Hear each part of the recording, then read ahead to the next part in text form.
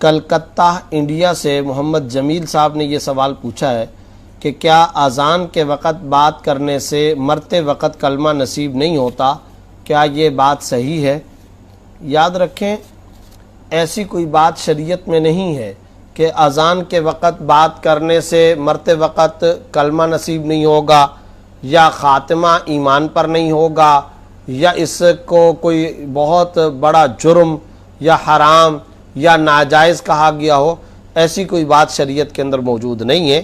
صرف اتنی بات ہے کہ اذان کے وقت خاموش رہنا مستحب ہے، خاموش رہنا چاہیے، خاموش رہنا بہتر ہے، بلا ضرورت بات نہیں کرنی چاہیے، اور ساتھ ہی ساتھ اذان کے کلمات دوبارہ اپنی زبان سے دہرا کر اذان کے کلمات کا جواب دینا چاہیے۔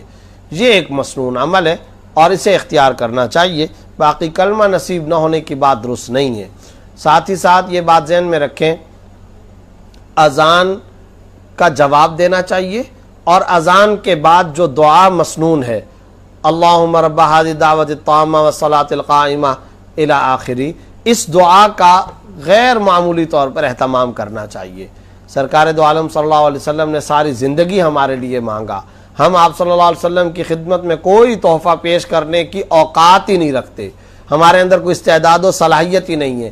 صرف ایک تحفہ ہے جس کی خود رسول اللہ صلی اللہ علیہ وسلم نے ترغیب دی ہے، تاکید فرمائی ہے، وہ ہے اذان کے بعد کی دعا، اور یہ یقینی طور پر ہمارے لیے سعادت ہے۔ آپ صلی اللہ علیہ وسلم کو تو مقام محمود ملے گا ہی ملے گا، آپ صلی اللہ علیہ وسلم کو تو بلند درجہ مل چکا، مقام محمود مل چکا۔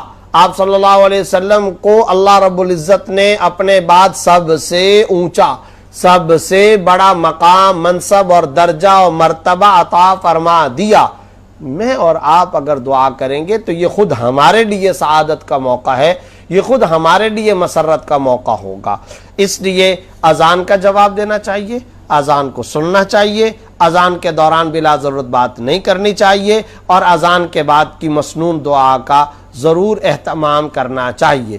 مگر یہ بات کہ اگر کوئی اذان کے دوران بات چیت کرے گا تو اس کو کلمہ نصیب نہیں ہوگا، خاتمہ ایمان پر نہیں ہوگا، ایسی کوئی بات اسلام اور شریعت کے اندر موجود نہیں ہے۔